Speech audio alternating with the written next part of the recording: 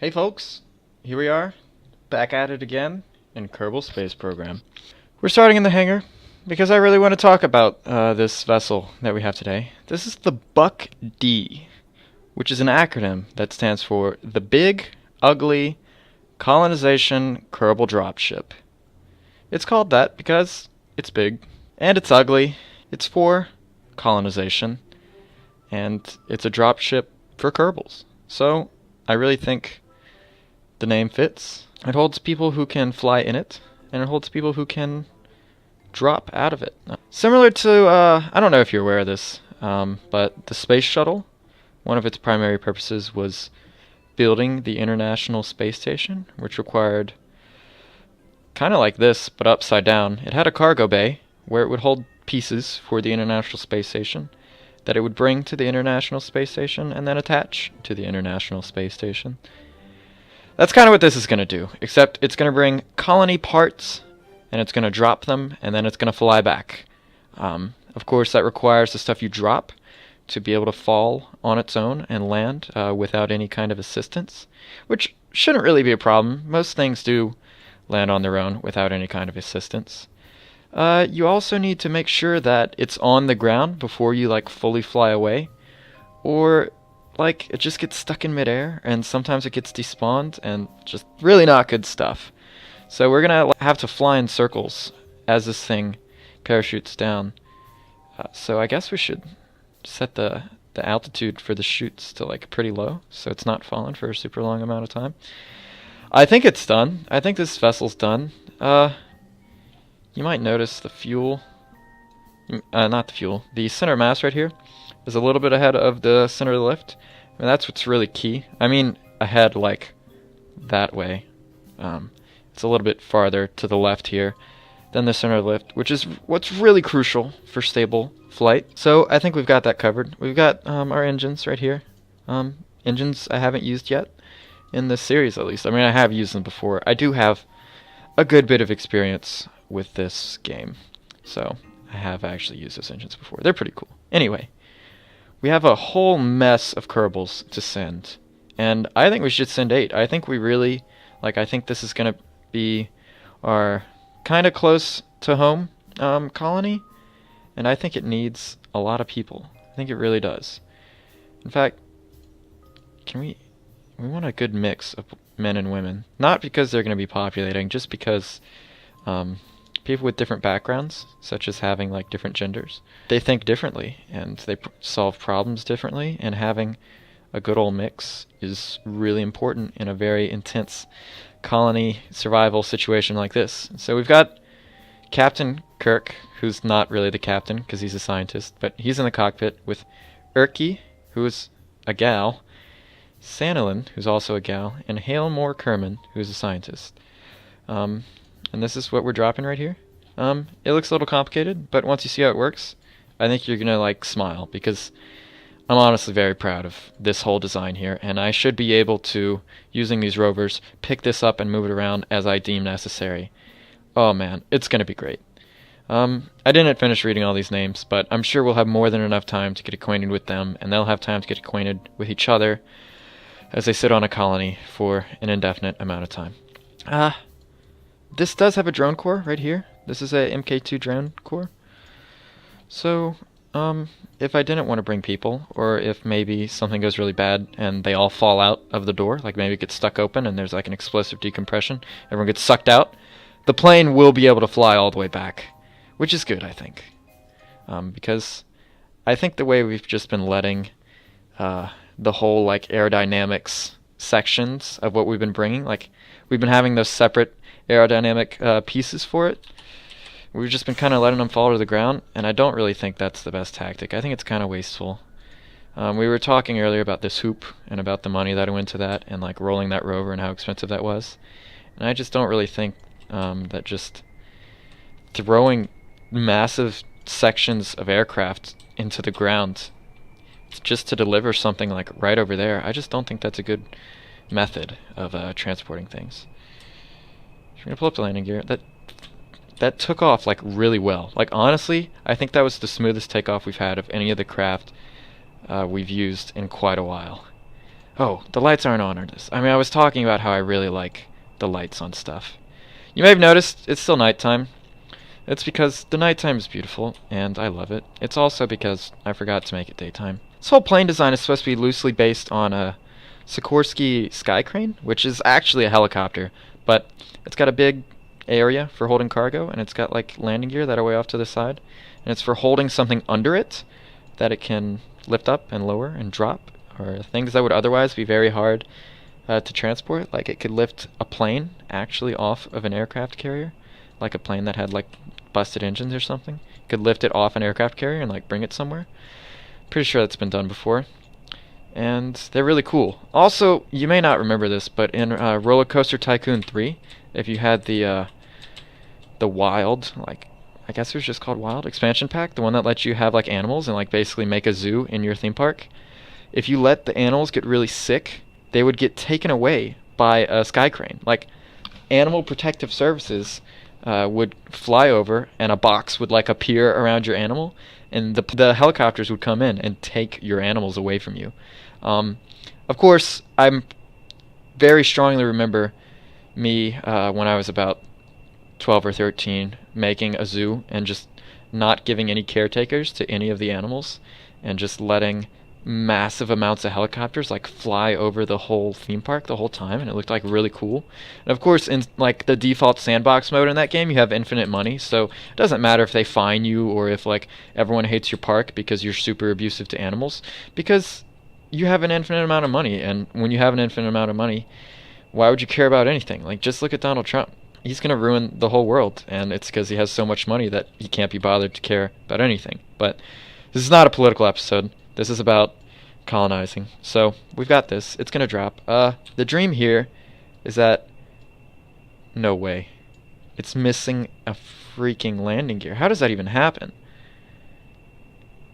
Fudge. Well, we're going for a 3-point landing then, not a 4-point landing, with these gears.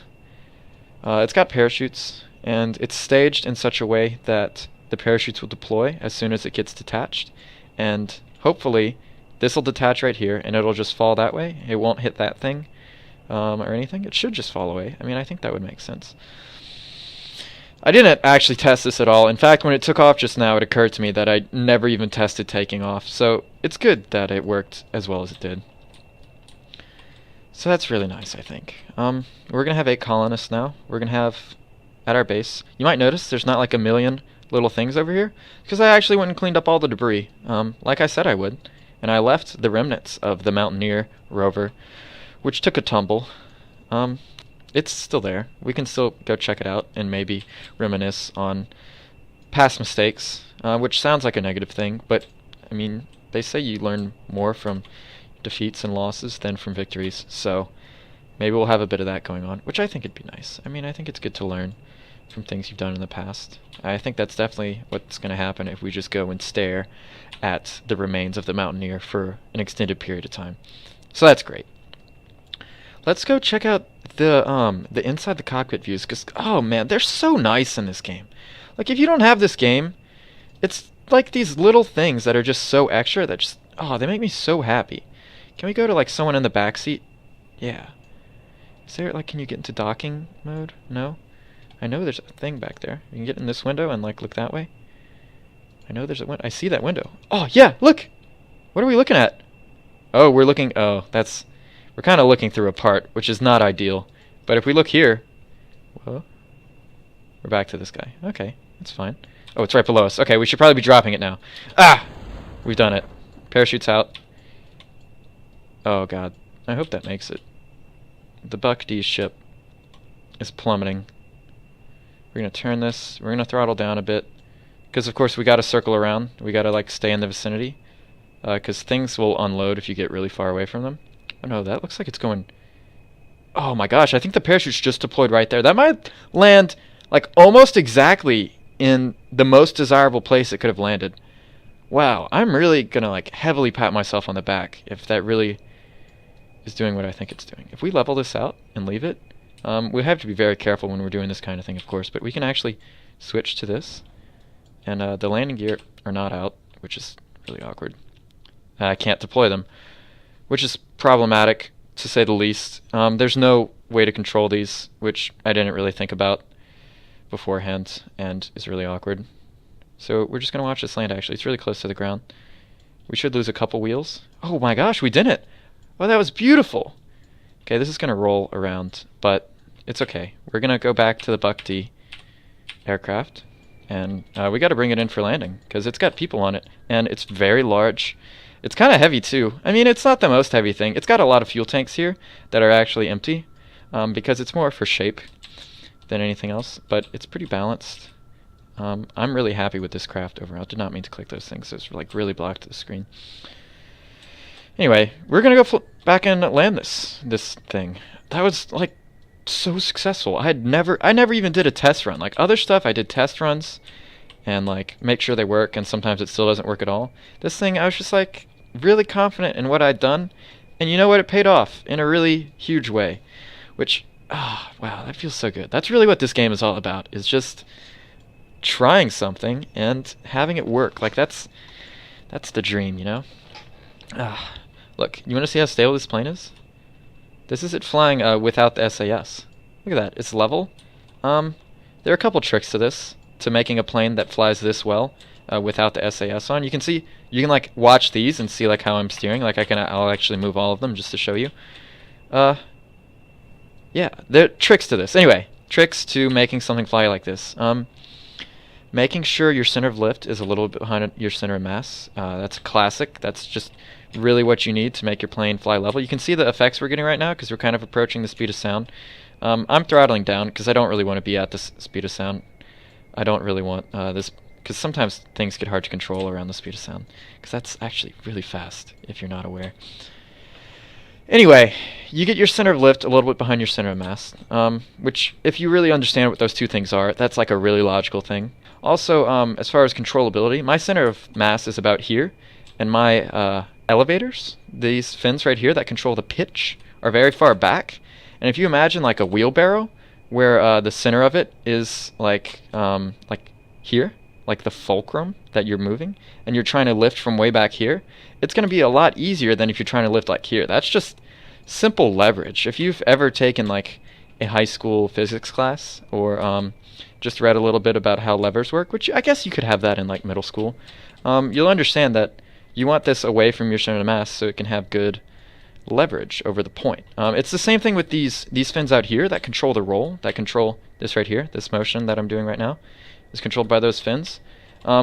They have a lot easier control the farther out they are. And unfortunately in this game, actually, that leads to wobbling, like rolling like this really fast and uncontrollably, because they get too much leverage. And you have to like limit the authority on them. So like at 50, at the authority limited to 50, that's actually like a percentage. If you had it limited there at 50, it would only move up and down about half of the distance that it's capable of moving up and down, which could be really useful. We're going to put the gear down. These engines have thrust reversers, which would be really useful for landing. I don't have them attached to an action group, so I can't do them both at the same time by just pressing a button.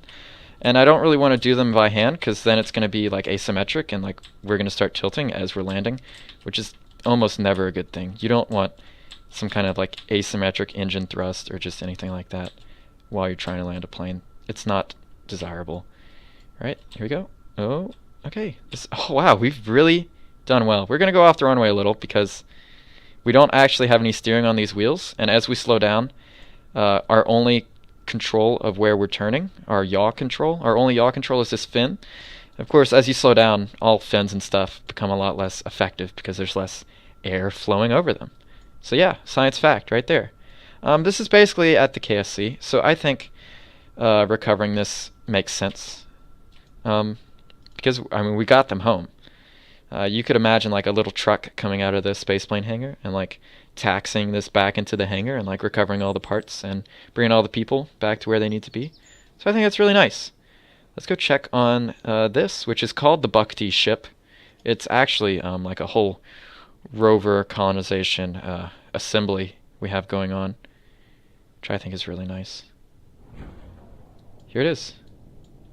It's rolling, and no one can control it because there's no actual command modules on this thing. which is kind of awkward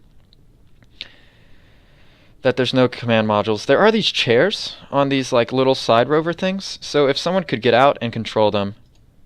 Oh, look. You can use this thing up here. I forgot that there was a hatch right there. Alright, Midas over here. Midas has gone limp. Oh, Midas has gone limp because the whole thing's moving and like he doesn't know how to deal with the physics of that. Oh, jeez. Oh, no. Midas, please. He went limp because it was moving with him on it, and he was just kind of resting on it. He wasn't like actually holding on to it, so it made him like really... I didn't make him unsure, I guess. It made the game really unsure about like how the physics of something... Oh, don't get in front of it, Midas. It's going really fast. Oh my god. Oh, the wheel! Oh. Okay. Midas, you're gonna have to get onto that. Can you wedge right here? Can you stop it? Can you just like push it to a stop? Oh, you can't. Midas, get in that seat. Get in that seat. Oh, I had the option. No, Midas. Ow. Oh, Midas, if you don't get up, I won't hold it against you. That was really graphic. Oh my god, he's dead. He's not. Okay. So this thing is luckily in like a kind of half pipe-ish thing, which means that... Okay, go. Board. Oh! Brakes. We have control. Oh, that's so nice. Wow, that was just... It was really unprofessional is what that was. Gear down. Great. Not useful for anything at this particular moment. It may be useful in the future. Turn the brakes off. And we should have good control of this. Midas has taken the helm in a very, like, piratey kind of way. It was really, like, basically swashbuckling against this animate object. Whereas normally when you go to drive a car or a rover, it's like this really calm thing. That's really... Oh no! What was that? What was that? Oh my god, please stop. You're going so fast, Midas. Don't you realize there's a speed limit on these things? Wait, we can check. Hang on. Please? Please stop. Please stop. Okay, our game time is that. Clampotron, docking port junior. Oh no. We need those for moving this thing around. Shoot. Okay, alright, you press F3 to get out of this again. Yeah. Oh, was it both of them? Yeah, there were like some docking ports like down here so that these things could grab back onto it and move it. But it looks like wherever we bring it's going to have to be its final resting place, because as soon as we detach these rovers, it's not going to be able to grab back onto this again. Like, this is only stuck together right now because it was put together like that. And as soon as you decouple that docking port, it's not going to have any way to grab back on to this thing, which is not that big of a deal. I don't see us like having to move them around like a ton. I do think that just getting it from where you initially land to over by this stuff is the more important thing. And I think we're going to pull that off just fine. Alright, we're going to angle it like this. And here's why. Please, can we go up that? Really? You can't go up that? What's your deal? Oh, the brakes are on. That's his deal. That's why you can't go up that. I'm really sorry. I didn't mean to hurt your feelings, Midas, by just acting like you're some kind of idiot. Even though that's really what I was thinking at the time. I'm really sorry. I think this is a good position. It's on a hill, and the non-existent landing gear that should be right here is at the top of the hill, and so I think when the whole thing leans down the hill, that'll mean that it doesn't really matter that much that there's no landing gear right here. So let's just quick save in case something like horribly dramatic happens. Well, you know what? Jedley? Can we have a pilot? We gotta have another pilot in here somewhere. I really want to pull a pilot out of here so that they can be piloting the rover. Mitby. Great. Are you in here, Mitby? You are. You're going to EVA. You're going to say hi to Midas, you're both absolutely terrified, I'm sure, because this is just such a bizarre situation you found yourself in. You're going to press F to climb on that solar panel. Please be gentle, because they're kind of important. Oh! Okay, he was kind of falling, but he got in. Alright, oh, jeez, he's facing that way. Okay, I guess that's alright. We're going to decouple that node, which makes the whole thing fall to the ground, and now you're going to turn off your brakes and drive away, and oh, look at this thing! Oh, this is so cool! This handles, like, really well. Stop! It's gonna stop, though. It did actually stop. Is it? Yeah, it's fully stopped. That's really nice. Okay. And for this, we're going to deploy the landing gear. Ooh. Which was honestly kind of shaky. It's intense, but it was also calm. We're going to decouple that. Oh, fuck. And of course it just falls right over. I mean, they have to live like that now. There's no way to control that. At least for the moment, not with the supplies we have right here, right now. Okay, I mean, I saw that going a little bit differently than it did, but it's okay. We've got 8 Kerbals here in a colony. They have a crew cabin that has lights in it, which is just really cool to look at. Of course, it does mean it's going to run out of power eventually, because there are no battery packs on there. And I'm pretty sure that having those lights on does actually consume power. But it's okay. Oh, you know what? You know what we can do? We can, like Power Rangers style, combine our rovers to make one like... Oh, shoot. If this thing would just drive more gently. Jeez. Really, like, heavy on the gas pedal there, Midas. Come on. Let's, forgot what I was doing for a second. We're going to disable the motor and the steering. Not the steering. Just the motor on the back wheels. And then, like, we won't go as fast because we'll only have power coming from 2 wheels, which is nice. We're going to try to dock these on and in a Power Rangers-esque style form one ultra powerful mega rover, which of course they never did with rovers in Power Rangers because they were more about giant fighting robots. But we've done it, and if we turn the brakes off, yeah, look at this. And they're facing the same way. Oh wow. Okay, yeah, this is like our new rover now. Of course, in the last episode I said that rovers weren't really necessary, and that's because they're not. But honestly, I think there's a lot of fun to be had with rovers, and that Midas and Mitbull, Midas and Mitbull, those are kind of similar names. I think they're going to show us many times over how fun rovers can be, and that it's totally worth bringing some over here. So that's great. I think that's a wrap. We've got a nice little base coming. We've got some really crooked habitation areas right here. We've got a plane. We've got an observation deck. Let's actually bring someone to the top of the observation deck. It should be a scientist, because they're really good at spending a lot of time by themselves. How about Erisa? Because I don't know if you've noticed, it's been pretty much all guys, like driving the rovers and stuff. Except for, of course, Valentina, who flew the plane over here to rescue those 3 helpless men. Even though they are professionals in what they do, they still needed her help. So that should really like put them in their place if they had any kind of like thoughts that women weren't as good at their jobs as men. That's all put to bed now because Valentina had to save their butts. Oh, is this angled? Are we going to be able to get up there? Come on. Oh no, it lagged for a second. Are you okay? That was a really far distance. No, she doesn't care.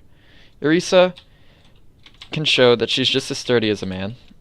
She saw Midas get run over by the rover while she was helplessly riding inside of it because no one in there could control it. And she was like, you know what?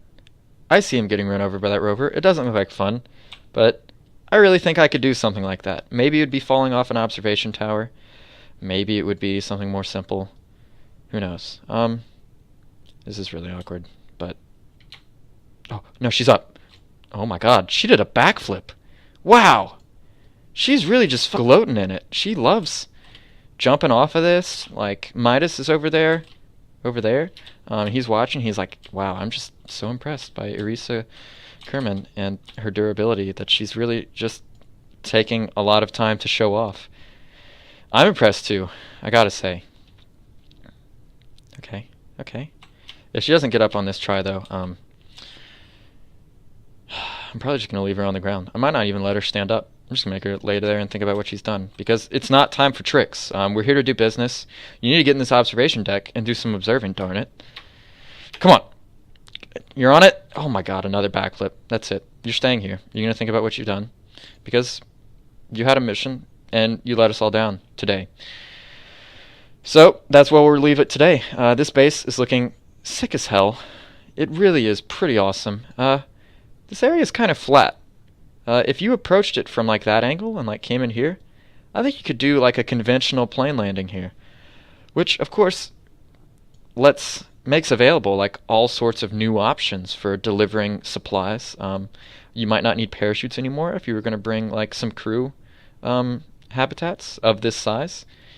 Yeah, that could be really great. All right, leave it there. Thanks for watching. Please subscribe and like, and please forgive me for saying and like a ton. Please leave a comment if you think I'm an idiot, or if you want to see me do something different, because I'm going to read them all. I really appreciate the feedback if you supply it to me. And have a good day. That's it. Bye.